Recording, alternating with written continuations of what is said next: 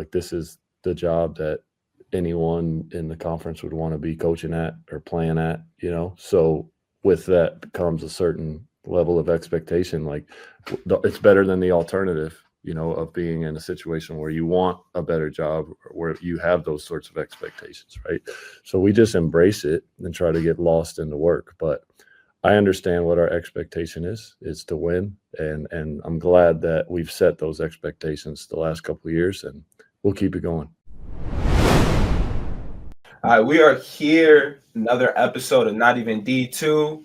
Great episode where we talk with Coach Clayman, Coach Flynn Clayman, who's currently the High Point University head coach, one of the best offensive minds in the country. And I'm not over-exaggerating when I say that, but we'll talk about that in a little bit. I'm curious first what you do this weekend, bro. We haven't talked in a little minute. Talk to me. Yeah, I had a pretty solid weekend, bro. We had our Utica basketball had their first game on Saturday, so I traveled out to Delhi with them and put on the coaching gear, and they won. They got a good win over Delhi. So that was a lot of fun. And then Sunday, our JV basketball team here at Utica played against Naz, and they got a great win. I was watching the live stream with some of my friends, so it was a pretty solid weekend. A lot of good NBA games too. What were you up to this weekend, bro?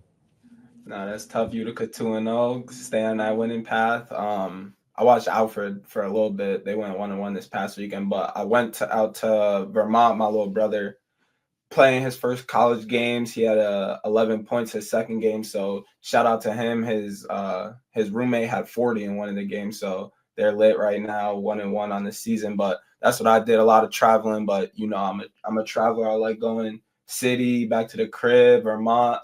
It was a good weekend, but like you said, the NBA, I feel like if you don't watch one night, then you just missed a ton of content and a ton of great games. Like yesterday, we're recording on Tuesday, so Monday night, I'm looking at the games and watching some of them. Like the Pistons beat the Wizards in overtime. Cade had 46, 12, and 11, even though it wasn't like a great 46. He was 14 of 45 from the floor. That's crazy. CJ McCollum kind of woke up. He started off bad for the Wizards. Now he's lit. He had 42 last night. Desmond Bane hit a buzzer beater, kind of keeping the Magic a hold. If they lost that one, that would have been tough. The Heat, did you see any of the Heat game yesterday? I saw the game winner, the play design from Eric Spoelstra. It looked crazy. Yeah, Spo. They had like an elevator screen to a back screen and got Andrew Wiggins a wide open dunk. But that's why you don't put somebody on the ball. You need somebody in that painted area. They going for that. And then Wemby had 38, 12, and 5 blocks.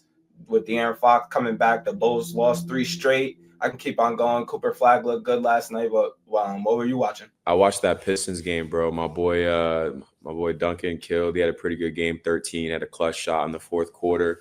Paul Reed, baby, Paul Reed had like 8 and 14 minutes. He was playing well now, but Cade played well. They had a pretty solid game. Good win. Come from behind against the Wizards. You just talked about it, but that was a great win. And then I caught a little bit of the Lakers versus Hornets game.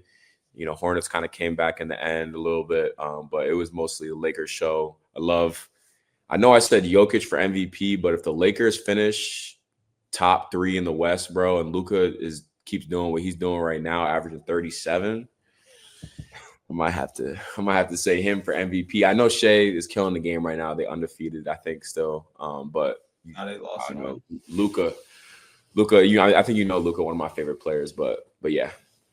Now it'd be interesting in terms of the MVP, especially Luka. One, he's got to stay healthy and reach the games, but obviously that's not what you're worried about first when you talk about MVP with Luka. But what I'm more interested in is how LeBron comes back and how that changes the dynamic. Because right now, like when you're playing with 2 ball dominant players, him and AR, it's easy, not easy, but like it's easier to get your stats going. But then when you bring Bron, he's gonna need the ball too, so it's gonna definitely mix some things up. But I'm still Jack and Shea. They 9-1. They play the Lakers this week actually, so we'll see what's going on with that. But let's talk about this episode with Coach Clayman. High Point currently 2-0. They set like a program record in points with 127. They played against I don't even know how to pronounce the school, Averett or something. Not a Division I school, so you're not going to say anything too crazy about that performance, but 127 is 127. And Coach Clayman's offense is elite, bro. Like, I was watching a lot of their stuff, and like they do a lot of DHOs and motion principles, but it's all read and react in a way. And then like they have probably a top point guard in mid-major programs, and Rob Martin. He looks super comfortable out there playing with elite craft and great pace.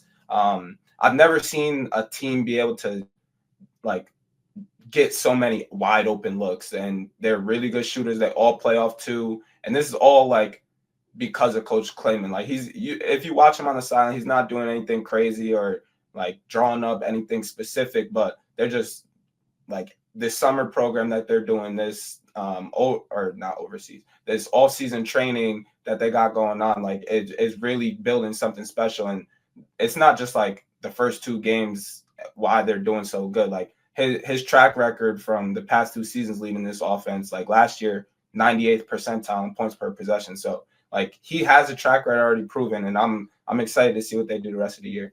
Yeah, no, you're 100% right. I think, they had a top 5 ranked offense last year, so it makes sense why it carries over now. Obviously, he's the main guy now. He's the main coach, so everything's, following him. But I just thought his story was interesting, bro. I mean, he was an NAIA hooper, which I love. He was a killer down there, shot, I think, over 45% from 3. So he was a bucket back in his day, has seen so much, so many different levels, and so many different types of basketball, which is, I think, what helps him the most in his career now at High Point, right? He's just able to connect so many different backgrounds of basketball to where he's at today. And, I wasn't a fan of High Point. I didn't really watch them before we filmed this episode, honestly, with Coach Clayman. But after filming the episode and after, we're about to lock in with him this week and drop an episode, I am a fan of a High Point, bro. I love what they're doing over there. He has a great culture. And, with the facilities they have, the funding they have from the president and AD, I don't see why High Point can't become a national, mid-major powerhouse for the next couple of years with Coach Clayman at the helm. So really great episode, bro. Love filming with Coach Clayman, and definitely a High Point fan going forward.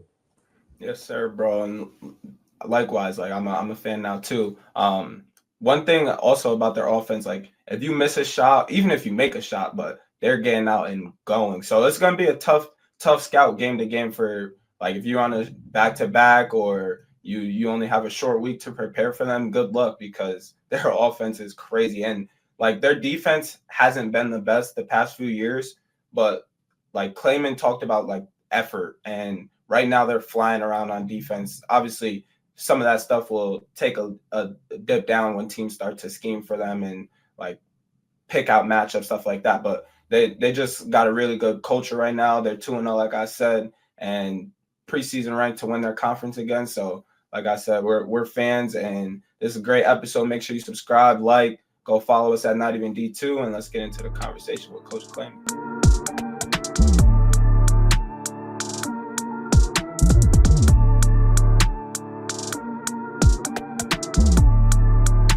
All right, we are here, another episode of Not Even D2, and we are here today with Coach Clayman. How you doing today, Coach?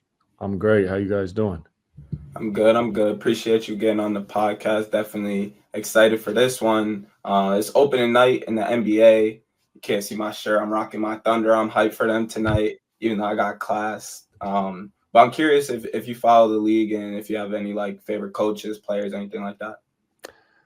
I mean, of course I follow, yeah, but it's not the same as maybe when I was growing up. I mean, I grew up Lakers fan, but kind of just business growing up in LA. That's where I grew up, and over the years, it's just the business of basketball. You get, especially in college basketball, you're so locked into your league, your team, your recruiting, all of that. That I mean, you kind of don't get to be the kind of fan anymore that you like being. But I do have a love for the Lakers, and then I got, I like certain players and coaches, and nothing too crazy, but I'm not like a fan of one particular coach or anything like that, but I do like to steal little things here and there from all of them because they're all obviously great and have unique ideas. I read online that maybe High Point, and you yourself also played professional and overseas for a little bit, but High Point has a pro style offense. Are you watching these NBA teams, or is it overseas teams? What's What does that look like for you?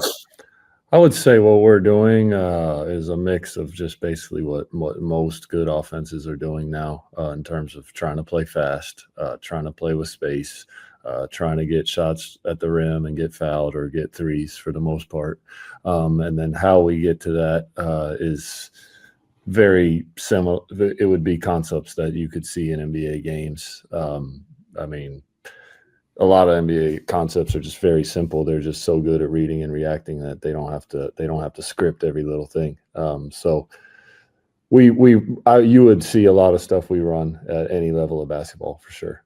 Yeah, it's definitely like a copycat thing or like game at this point. Everybody's running the same thing. We talk to coaches and everyone's saying like, yeah, we hunt threes and layups. We're running fast, so definitely see what you're talking about. So this your first year, obviously, in the head coaching seat, and you guys have a pretty different roster. You brought in 10 new guys. I think eight transfers and 2 freshmen.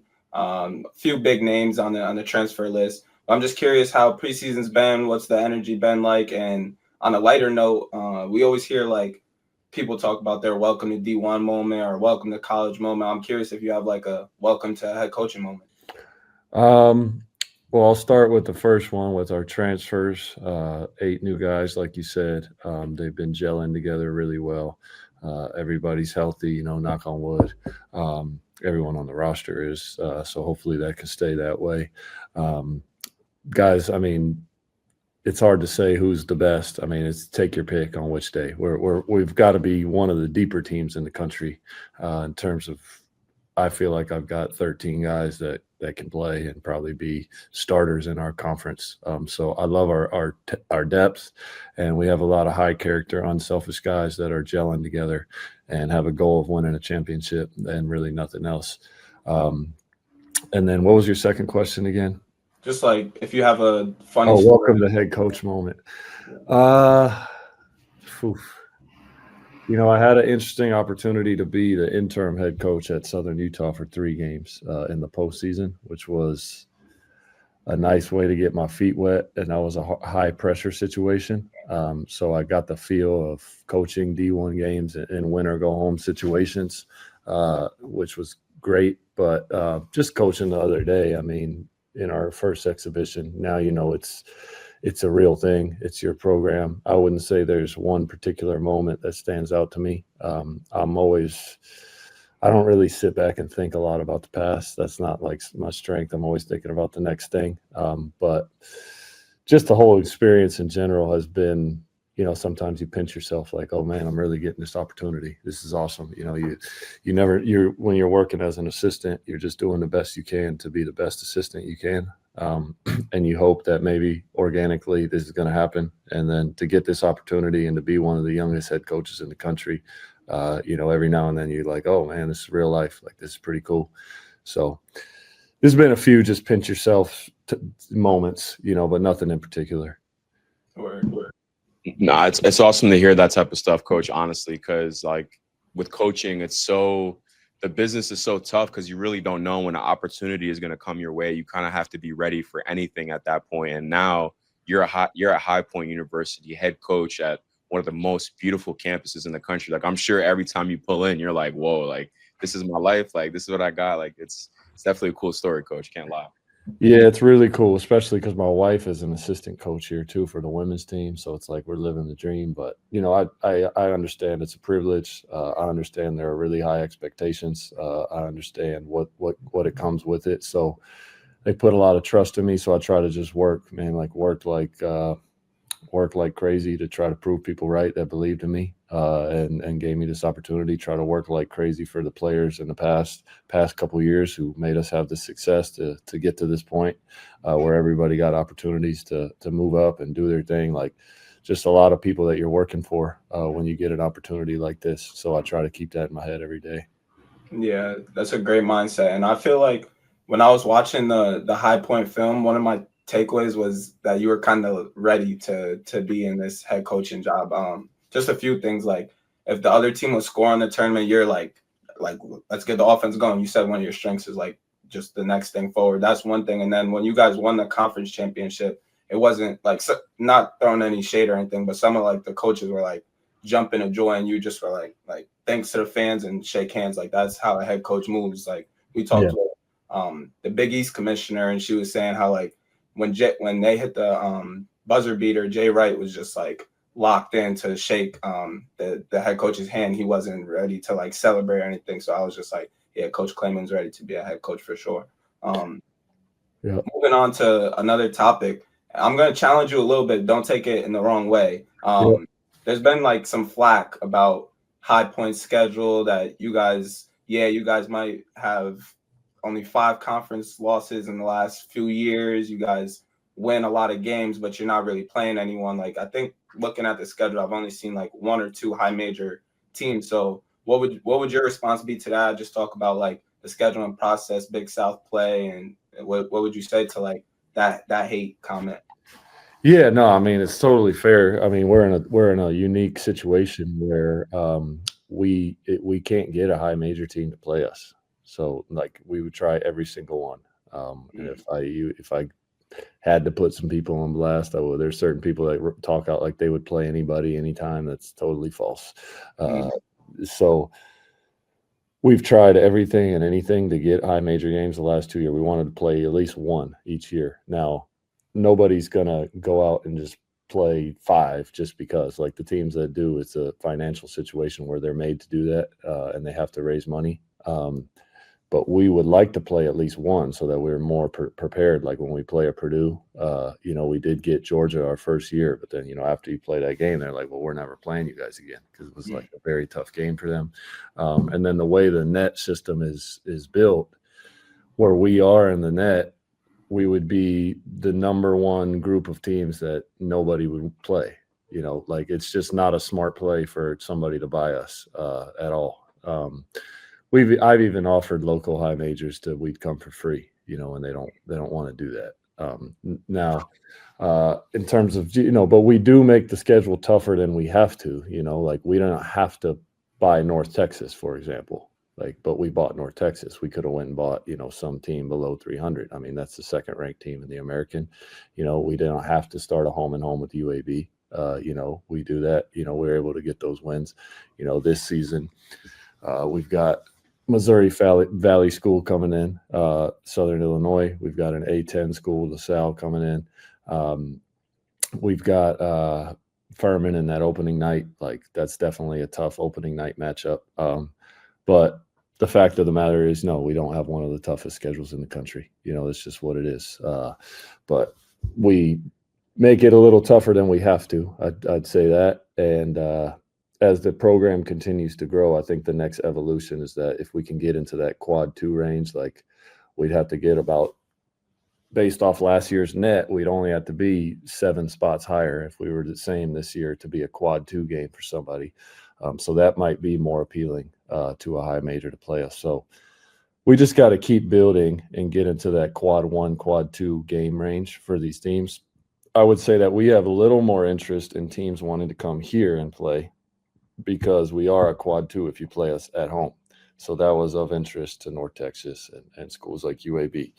They think, okay, that's a while they respect the program and that it's a tough game, they think maybe that's a more winnable quad 2 game. You know what I'm saying? So the scheduling thing is interesting, but we would love to get a high major. We're welcome to any. And if you find any that are willing to play us next year, just call me right away.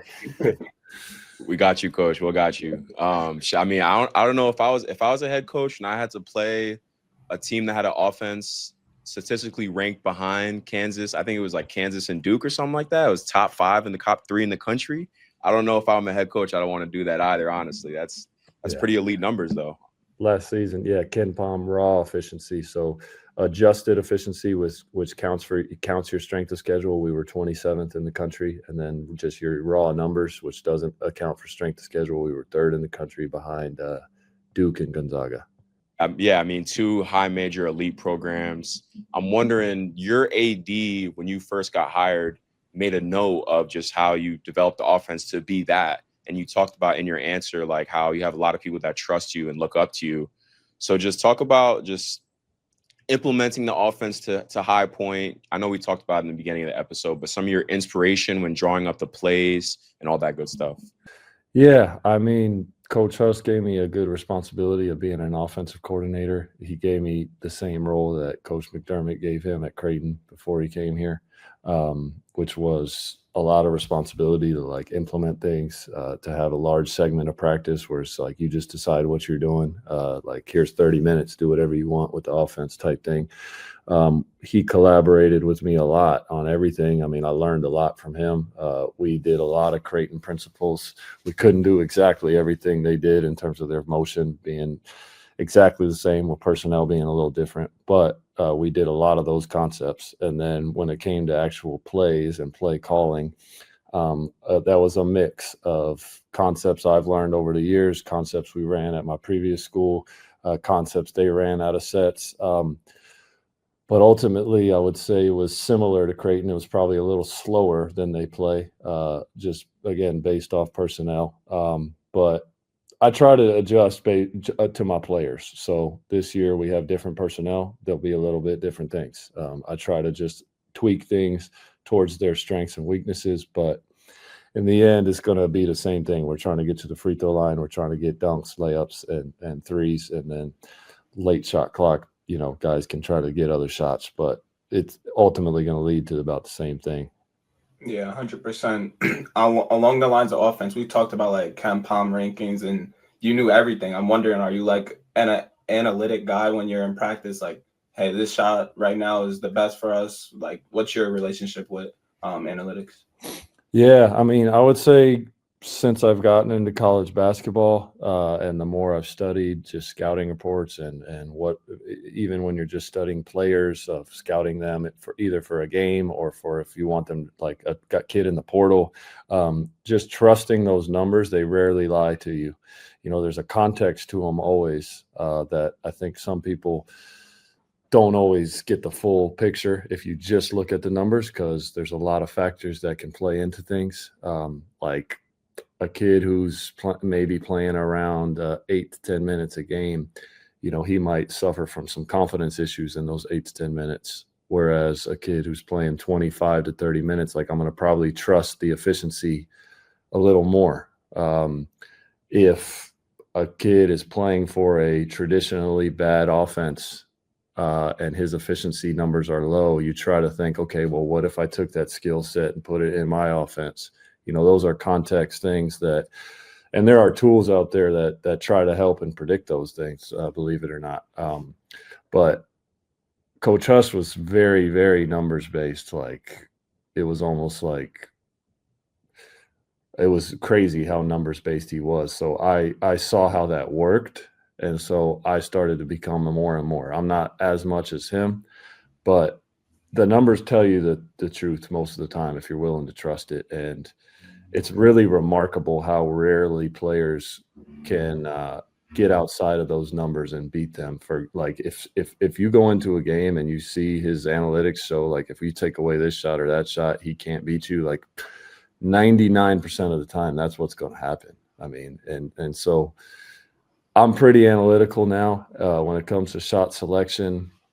It's everything. I mean, I know for a fact that I tell our guys all the time, the good offensive numbers we have are not plays. It's our skill development and our shot selection. You know, getting those shots we want and making those shots. And so we spend over half our time on offensive work is just skill work. You know, it's not running plays. So I know that it's kind of like an ego thing. You know, it doesn't really matter what I have. It matters if you can make the shots, if you finish at the rim, if you can make open threes. Like, it doesn't matter what the plays are. You know, I think some coaches think they're too important or overestimate their importance. A lot of times it's like, just get these guys the work they need and tell them the shots they should take and get out of the way, you know, and let them play. So that's how we've kind of done it. It hasn't just been all about X's and O's. You know, it's just mostly skill development and shot selection. It's funny. I feel like some of the best coaches will always say, like, you know, make the players make the plays at the end of the day. Like the coaches will put the players in the best situation maybe, but the players at the end of the day have to make the reads, make that extra pass, make the shots. Like you're not on the floor. You can't do it for them. Another quick thing too, I was wondering about, you said skill work, and you talked about how you guys played a lot of live basketball this summer. So is a lot of live basketball your skill work? I'm interested to hear that. So like the summer for us is literally all skill work and live play. And when we're saying live play, it's just like our motion offense. Like we didn't even talk about our defense in the summer. So they were kind of just running around and doing whatever on defense. But that's what we spend the whole summer on, is a lot of it is just individual development in the summer. And then we get those 4 hours a week as a team. Now our individual developments with our graduate assistants, and we're fortunate here to have 5 graduate assistants. So like our guys are in the gym shooting with those guys, and they can be in there as long as they want. But as a staff, we only get 4 hours a week. So they get a ton of shooting with GAs, a ton of skill work with GAs. And then when we get to those 4 hours in the summer, it's pretty much, I try to just play pretty much the whole time. I did about 10 minutes of defense work, of just sort of effort stuff, not even scheme stuff, just to make sure that when we did play, there was some effort to it defensively, so we could get something out of it offensively. But I try to trim the fat on like drills. I don't love drills unless they're getting our guys better with their skill work. I mean, you're hitting on a lot of like great points, even to spin back on like you talking about when you're looking at analytics and noticing, okay, a kid's playing 8 minutes, he might have confidence issues, or he's in a bad offense that's taking his numbers down a little bit. Like some coaches aren't even thinking about that aspect. And then it's also like fun playing for a coach that is just like, yo, I understand that I'm not the one making the plays out there. You guys are the reason that you're playing D1 basketball. Go like do your thing. It's fun playing for a coach that like ignites that freedom on their players. But we talked about Coach Huss. He's obviously a great coach, head coach in waiting at Creighton right now. Expecting big things from his career. I want to hear how the conversations were between you two, like when you knew that he was going to do that, and then the conversations with High Point, because I know that it was like a competitive job search. A lot of high major guys were applying for this job. So just talk about like your off season getting the job. Mm-hmm. I mean, I would say maybe like a couple of days before he made his final decision, he kind of talked to me about it, and it's like, oh, I'm really thinking about doing this.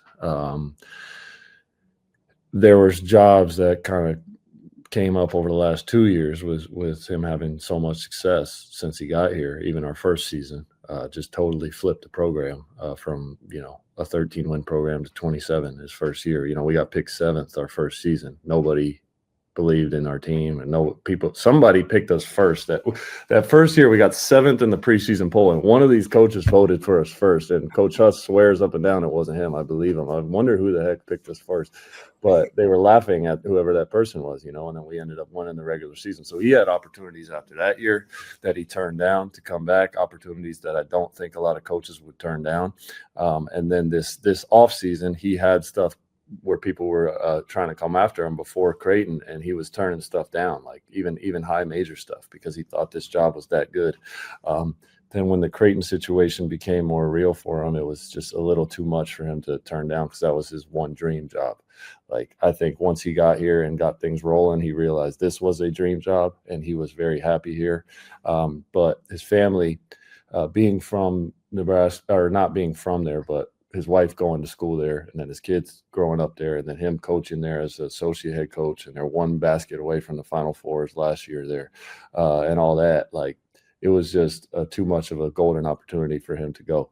And then, and it was not easy. I can promise you that. He went back and forth because he valued this place so much. And then in terms of me getting the job, it was just, this place is our leadership is different. They don't use search firms. They're not worried about the press conference. They're worried about a program winning, a program that represents this university well, that their students like. So, they gave me a fair opportunity with the interview. And when I interviewed with our AD and our president, we knew each other before, obviously, and we talked before, but they just wanted to get to know me a little deeper. And then once they saw that, what I had been doing the last couple of years, they didn't want to complicate things. And they gave me the job. I think it was like within 36 hours of it being public that coach was leaving. I had gotten the job. I thought it would take a little longer. But, back to what I originally, I thought it'd take maybe a week at most, just because portal, era, you got to move quick. But I thought at a minimum it would take 3 days, something like that. But they believed in me. And like I said earlier in an interview, like because of that, I try to work even harder.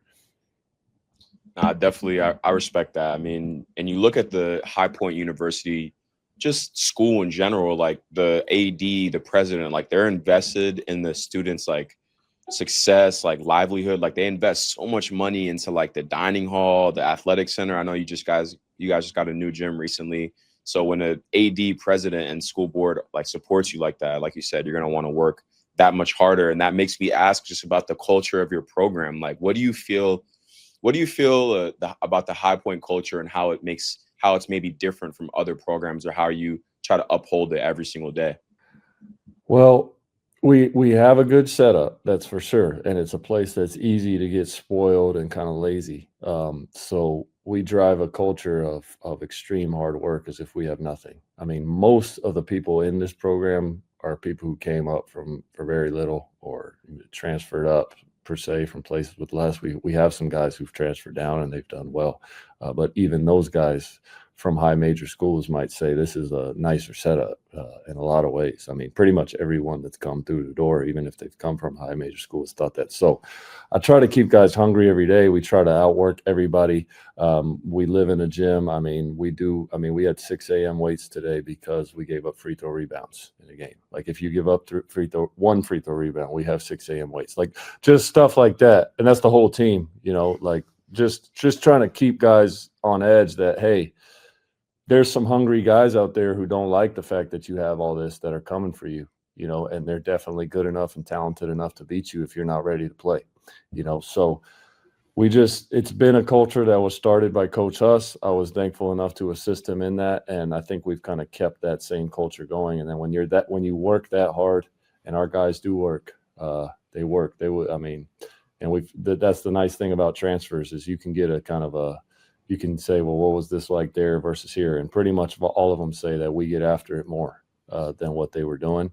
So I have a good idea that we're doing a good job with that. But when you work that hard, you kind of get lost in the program and get more selfless and realize that you're part of something bigger than yourself. And that's what last year's team had. We had guys coming off the bench that had been starters the year before. And then ultimately in the end in the conference tournament, those were the guys who we needed most when it mattered most, and that's truly what a team is. So I'm hoping that we have that same kind of culture. It looks like that so far. You never really know till you face that kind of adversity and there's real heat on you. But up to this point, the new guys are taking on that same sort of culture. I love that. Coach, I said it's fun playing for a coach like you, but I don't know if I'm jacking the 6 a.m. lift after one free throw. Don't give up free throw rebounds. We got 4 guys. They got 2. You shouldn't give up 1 all season. Okay. I actually took that from Coach Simon, my first head coach. I stole that from him. That was his thing. Okay. Just don't never give up free throw rebounds. It's more of a focus thing usually. You just zoned out and someone sneaks up behind you, yep. losing that hunger and that grit. This is my last question before we take a quick break, but obviously you guys have won the Big South back-to-back years. A lot of wins have came through, and you said like the AD and the program just expects winning. What kind of like chip on your shoulder / pressure are you feeling? I know obviously like you're not going to say like I'm scared, but like do you like is that in the back of your mind like I have to win? Well, it doesn't matter. It's my first year. Back of my mind, sure, but like at the front of my mind is just I understand the process that it takes to win, so I just focus on that process. And I also am grateful that we have those sort of expectations. Like this is the job that anyone in the conference would want to be coaching at or playing at. So with that comes a certain level of expectation. Like it's better than the alternative. of being in a situation where you want a better job, where you have those sorts of expectations, right? So we just embrace it and try to get lost in the work. But I understand what our expectation is to win. And I'm glad that we've set those expectations the last couple of years, and we'll keep it going. Yes, sir. Expecting big things. Definitely tuned in. Stay with us while I take a quick break. We are back with Coach Clayman on the Not Even D2 pod. So when I was contacting your SID, I noticed in like the email, it says #1 best run college in the nation. And like, if you look up anything about High Point, it talks about how good of a school it is. So from your perspective, what do you think like makes High Point such a good school? And then like, do you think that's the leading driving factor when you're recruiting transfers or recruiting, like you got a guy from UConn who's won national championships? Just talk about like the advantages of coaching at High Point. Yeah, I mean, our president, Nito Cubana, he leads the whole thing. He leads the whole charge. He works like crazy. He cares so much about our students. He cares so much about our community. He cares so much about the employees. It's really impressive to see how many hours he's willing to put in, how hard he's willing to work, how sharp he is at his age, and how much he just loves this. I got a chance to see him after we played Purdue in the tournament. He was nice enough to invite me to get on the plane with him and go see my wife's game in Texas. So we got on the plane and did that, and like the whole plane ride down, he's answering emails from parents and showing me things like, oh, this parent was so happy about this or that, and then we get to that game and we get on the plane after the game to go back to North Carolina, and he's working the whole time again, and it's like 3 a.m, and I'm thinking like, when does this dude ever sleep? Like, and usually he's with other people on the plane were asleep, and he like comes up to me and he's like just so excited about an email he got from a parent saying how happy their kid is, and it starts with his work ethic and his drive and his authenticity of actually caring about everyone. I mean, even when I was an assistant, before I was a head coach, he knew my name. He knew my wife. He knew I was having a son. He would ask about those things. Like, that's just impressive to even know those details about when you have so many people working under you and so many students. So it starts with him, and then it just filters down to everything. I mean, our athletic director, Dan Hauser, does such a great job with running our athletic department and all the coaches he's hired. I mean, at the end of the day, he might not have directly found me, but he did a search to find Coach Huss. And Coach Huss, you might have known, and like coaching community might have known him, but I wouldn't say like he was just the biggest name assistant out there. Dan did a tremendous search in finding him, as he's done with our other coaches. And he leads our athletic department, but all around this campus, it's just undeniable how this place is run. It's different. It moves different, feels different. It's more of a customer service experience for our students rather than like, we serve our students, not the other way around. If we have a family weekend, like I'm parking 5 blocks down the street and we got to take a shuttle over here because these families are parking right here, because they're the customer, and that's how it should be. I have no problem with that. And that's how every bit of this university runs. Nah, that's amazing. Like, I saw on campus that you guys have like a steakhouse on campus for the students. Like, that's definitely serving them. I wish my school had that, and I know, and I'm wondering, can you, I don't know if you maybe touched on this, how you think it serves you in recruiting? Like, just the fact that you have all these different like things at your disposal as a student. Just talk about that aspect of it. Yeah, I mean, it's just a nice icing on the cake. I mean, I would say most kids that come, it's not like that's not the main thing, but when you get them on campus, it helps separate you from, like, say you have 3 visits set up. Okay, you didn't decide to come on a visit here because we have 8 swimming pools at a steakhouse, but if you've got 3 schools and you're kind of close between them, then that's a nice little separator, but you wouldn't be on campus in the first place if you didn't care about basketball first and foremost, along with your academics. So like those things, if they fit, then it's great. All the extra stuff is a bonus for our athletes, but it's very much more about the basketball side of things when we're talking about getting kids. But we feel like if we get a kid on campus, because it's so nice that we've got a great shot to get them. Nah, yeah, 100%. I mean, at the end of the day, hoopers, all they need is a court and a basketball, and everything else is, kind of the cherry on top, as you said. But it's been a great episode, Coach. We have rapid fire after this last question, but I have one more question for you. So you were a coach and a player that have kind of experienced so many different styles of hoop, from overseas to different parts of the country, right? Like I read in your bio, you played in Ecuador, Brazil, Republic of Georgia, right? So how do you feel like your different basketball experiences have molded your philosophy as a head coach? I mean, it's everything, really, because I've just been learning the game since I was a little kid from great basketball minds. I mean, really fortunate, the coaches and people I've come into contact with. I mean, the first guy that I ever even remember, other than my father, but the first coach outside of my father, like teaching me how to shoot at the park, was the guy who got traded for Wilt Chamberlain. Like that was my first coach at the park. Like that's what you get when you grow up in LA. Like, and it was just nonstop throughout my career. Like my high school coach was an assistant coach for the Lakers, and he won 2 championships with Phil Jackson. His dad was the head coach at UCLA for a while, and his jersey is retired as a player at UCLA. And then college, like every coach I played for has been successful in their own way. Like my first head coach has been the Big Ten Coach of the Year and has won a National Coach of the Year award. My coach at Troy, he won a National Coach of the Year award and built that program from a Division II program into a NCAA tournament D1 program. My NAIA head coach was one of the best defensive coaches in the country and won over 400 games. The coaches that I played for internationally, my coach in Israel is now the head coach of Maccabi Tel Aviv. He's known as one of the best, European offensive coaches there are, and I didn't play for him for that long, but like you pick up some stuff.